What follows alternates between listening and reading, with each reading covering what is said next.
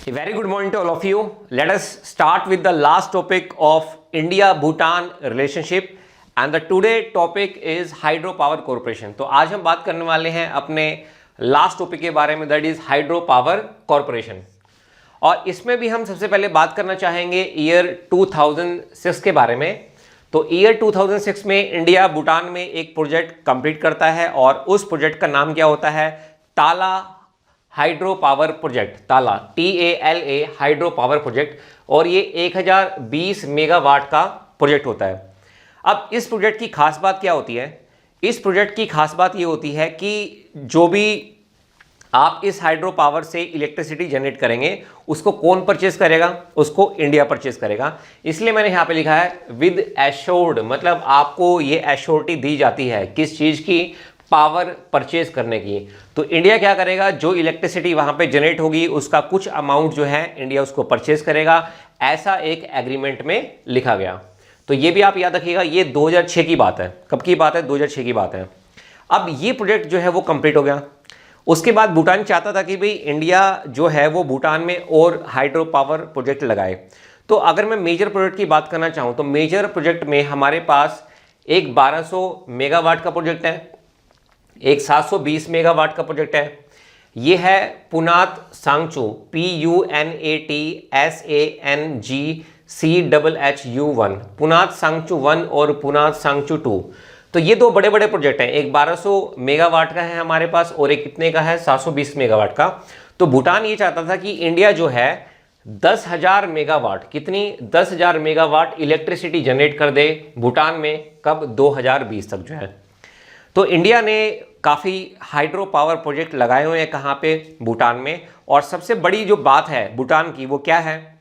70% जो एक्सपोर्ट है भूटान का वो क्या है? हाइड्रो पावर है। मतलब वो 70% अपनी जो इलेक्ट्रिसिटी है वो बेच देता है। तो यही मैंने लिखा है 70% of Bhutan is hydro power, is hydro power. अब इसके बाद जैसा कि मैंने आपको बताया था कि इंटरनेशनल रिलेशंस में जब तक इशू नहीं होंगे तो टॉपिक को पढ़ने का मजा नहीं आएगा, ठीक है। अब नेपाल के साथ क्या थे? काफ़ी सारे इशू थे, जैसे मधेशी इशू हमने डिस्कस किया था नेपाल के साथ जो है। अब इंडिया और भूटान में क्या इशू हो सकते हैं? अब यहाँ पे तो सब कुछ सही चल रहा है, किंग की मुनारकी है, उसने कॉन्स्टिट्यूशन भी बना दिया है, सब कुछ सही चल रहा है। तो यहाँ पे प्रॉब्लम क्या हो सकती है? यहाँ पे जो सबसे बड़ी प्रॉब्लम आती है वो आती है delay in completion of project. मतलब जो प्रोजेक्ट इंडिया ने भूटान में लगाए थे उन प्रोजेक्ट्स में क्या हो रहा था? उन प्रोजेक्ट्स में डिले हो रही थी। तो जिस भी कंपनी ने वो प्रोजेक्ट लिए थे वो किसी और प्रोजेक्ट में क्या हो गए थे? एंगेज हो गए थे, चाहे वो गवर्नमेंट की कंपनी हो या फिर वो क्या हो? प्राइवेट की कंपनी हो। इंडिया में ये होता ही है। आप बैंक में जाओगे, मुझे चेक क्लियर कराना है तो उसमें बहुत टाइम लग जाता है ना। कुछ भी आप कहीं पे भी आप जाओ, आपकी अगर लाइट ख़राब हो गई है, किसी को आप बुलाने जा रहे हैं, ठीक है, वो बहुत लेट आता है, ठीक है। तो ये है एक इसको आप नोट कर लेना, ठीक है। कभी फ्यूचर में कभी ये चीज़ आए ना लिखने के लिए तो आप इसको लिख सकते हो delay in completion of project, ठीक है। इस पॉइंट को आप जो है नोट कर लेना। अच्छा, इसके बाद जो सेकंड इशू है, सेकंड हमारे पास इशू क्या है? Loan to grant ratio. देखो पहले इंडिया क्या करता था? 60% ग्रांट देता था और 40% क्या देता था? लोन। अब इंडिया क्या कह रहा है? इंडिया कह रहा है कि भाई हम आपको 60% तो लोन देंगे और 40% क्या देंगे? ग्रांट देंगे। तो ये भी एक इशू चल रहा है। तो भूटान चाहता है कि भाई इस मुद्दे को जितना जल्दी आप रेशनलाइज कर सके, ठीक है, आप जितना जल्दी इसको रिफॉर्म कर सके, रिवाइज कर सके, उतना हमारे लिए क्या होगा? बेटर होगा। तो ये दूसरा इशू चल रहा है। अब तीसरा इशू हमारे पास क्या है? अब देखो भूटान क्या है? भूटान के पास सरप्लस इलेक्ट्रिसिटी है, ठीक है। अब वहाँ पे बिल्डिंग वगैरह तो बनती नहीं है, कोई मैन्युफैक्चरिंग तो होती नहीं है वहाँ पे, जैसे इंडिया में काफ़ी सारी बड़ी बड़ी कंपनियाँ हैं, वहाँ पे ऐसा नहीं है। तो भूटान का कंसर्न ये है कि भाई हम जो है इलेक्ट्रिसिटी बेचना चाहते हैं। अब इलेक्ट्रिसिटी आप कहाँ पे बेचोगे? नेबरिंग कंट्री में बेचोगे, चाइना को तो बेचोगे नहीं, क्योंकि चाइना, पहली बात तो ये कि चाइना भूटान से इलेक्ट्रिसिटी परचेज नहीं करेगा, ठीक है। अगर मान लो किसी भी कंडीशन में उसको परचेज करने भी पड़ जाए तो चाइना का जो ग्रिड है ना वो मतलब 1000 किलोमीटर दूर है, मतलब वो दूसरे डायरेक्शन में है और भूटान उसके इधर है। तो चाइना का इंटरेस्ट ही नहीं है इसमें। तो भूटान क्या कहता है? भूटान कहता है कि भाई आप जो है, हम क्या करेंगे, हम बांग्लादेश को और नेपाल को, नेपाल तो वैसे भी हाइड्रो पावर प्रोजेक्ट लगाने में घबराता है, तो भूटान कह रहा है कि भाई हम नेपाल को बेच देंगे और हम बांग्लादेश में भी इलेक्ट्रिसिटी काफ़ी प्रॉब्लम रहती है, तो आप हमारी क्या कर दो? हेल्प कर दो। तो यही चीज़ मैंने इसमें लिखी है। Bhutan energy export need grid connectivity with Bangladesh and Nepal also access, वो अपनी इस इलेक्ट्रिसिटी मार्केट को क्या करना चाहता है, एक्सेस करना चाहता है थ्रू सार्क और BBIN। ठीक है, तो ये तीसरा कंसर्न हो गया। अब इसके बाद हम आते हैं अपने लास्ट कंसर्न पे। पहले मैं इसको जो मैंने लिखा है वो मैं आपको पढ़ के बता देता हूँ, फिर मैं इस पॉइंट को डिस्कस कर लेता हूँ। Bhutan diversify it's economy away from hydro power, तो वो किस में डाइवर्सिफाई करना चाहता है, टूरिज्म में और एग्री बिजनेस में। अब देखो नेपाल और भूटान में क्या है, जमीन आसमान का फर्क है। और भूटान ही नहीं, भूटान एक ऐसी कंट्री है जो मैन्युफैक्चरिंग नहीं चाहती है अपनी कंट्री में, जो है वो मैन्युफैक्चरिंग मतलब वो ये नहीं चाहते हैं कि हमारे यहाँ पे बहुत बड़ी बड़ी बिल्डिंग हो, बहुत बड़े बड़े होटल हो, नहीं।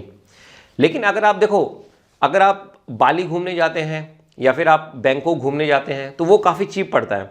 लेकिन अगर आप कभी भूटान घूमने गए ना, तो भूटान क्या है, काफ़ी कॉस्टली है। हालांकि वहाँ पे 5 स्टार होटल भी है भूटान में, लेकिन वो बहुत कम है। तो वहाँ पे क्या है, इको टूरिज्म बहुत ज़्यादा चलता है, मतलब लोगों ने घर में ही होटल बना रखे हैं। तो वहाँ की जो कॉस्टिंग आती है ना, वो कॉस्टिंग बहुत ज़्यादा है। अब ये भूटान का अलग ही फंडा है कि भाई इतना फॉरेस्ट कवर होना चाहिए, मतलब समझ रहे हैं वो, मतलब नेचर को ज़्यादा प्रमोट करते हैं, इको टूरिज्म को ज़्यादा प्रमोट करते हैं, तो वहाँ से वो आते भी हैं। अब जैसा कि मैंने आपको बताया कि इंडिया वाले बाली ज़्यादा घूमने जाते हैं, बैंकॉक ज़्यादा घूमने जाते हैं, तो मुझे बताओ फिर ये भूटान में कौन आता होगा घूमने के लिए।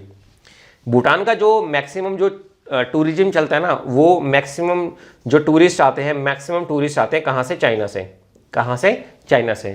क्योंकि इंडिया में देखो ऑब्वियसली बात है, अगर आपके भी फ्रेंड सर्कल में आपके जो फ्रेंड्स होंगे वो भी जब कभी भी प्लान कर रहे होंगे, तो एक कॉस्ट फैक्टर हमेशा रहता है। इंडिया में ये चीज़ हमेशा रहेगी। मिडिल क्लास में मैक्सिमम जो पॉपुलेशन इंडिया की वो या तो मिडिल क्लास है, उससे नीचे है, अमीर तो बहुत ही कम लोग हैं ना, ठीक है, बहुत ही कम परसेंटेज है। तो यहाँ पे जो कंसर्न है वो कंसर्न पैसों का भी रहता है। तो मैक्सिमम जो आता है वो कहाँ से आता है, चाइना से आता है। तो ये कुछ मतलब इतने मेजर इशू नहीं है, ये काफ़ी छोटे छोटे इशू हैं। तो इन इशू के साथ मैं अब इस वीडियो को यहाँ पे क्लोज करना चाहूँगा, और इसी के साथ ही हमारा जो इंडिया और भूटान का जो रिलेशन है वो हमारा कंप्लीट हो गया। अब मैं क्या करूँगा, अब टाइम टू टाइम, ठीक है, जैसे आपका मेंस नज़दीक आएगा तो उसमें मैं आपको इंडिया और भूटान के जो करंट अफेयर्स में जो टॉपिक आए हैं वो मैं आपको करा दूंगा। दूसरी बात, आपकी जो मेरे पास अभी जो रिक्वेस्ट आई है वो नोट्स की आई है। नो डाउट मैं आपको नोट्स प्रोवाइड करूंगा जब आपका प्री का पेपर क्लियर हो जाएगा, ठीक है, when your pre will be clear, तो उसके बाद आप मुझे बता दीजिएगा। मैं आपको जो मेरे जो नोट्स हैं, पूरे नोट्स बने हुए हैं, पूरी कॉपी है, मैं आपको दिखा देता हूँ, ठीक है। ये पूरी कॉपी मैंने इंटरनेशनल रिलेशन की बना रखी है, तो इसमें घबराने की कोई जरूरत नहीं है। पूरे के पूरे जो नोट्स हैं वो सब यहाँ पे ऑलरेडी रेडी हैं। तो ये जितने भी नोट्स हैं, ठीक है, ये मैंने हाईलाइट भी कर रखे हैं येलो हाईलाइटर से, तो कोई दिक्कत नहीं है। मैं इसकी जीरोस कॉपी करा के आपको जैसे आप कंफर्टेबल फील करेंगे, ये मैं आपको जो है इंटरनेशनल रिलेशन की कॉपी में आपको दे दूंगा, ये दे दूंगा। प्लस में क्या होगा, जो करंट अफेयर के जो टॉपिक है वो मैं आपको दे दूंगा। क्योंकि एक्चुअली में जब आप मेंस के लिए लिखने जाते हो ना, तो फिर आपके पास ये वीडियो देखने का टाइम नहीं रहेगा। तो ये वीडियो आप अभी देखो, अगर आपका क्लियर हो जाता तो फिर इन वीडियो को मत देखना, ठीक है, it will be totally waste of time.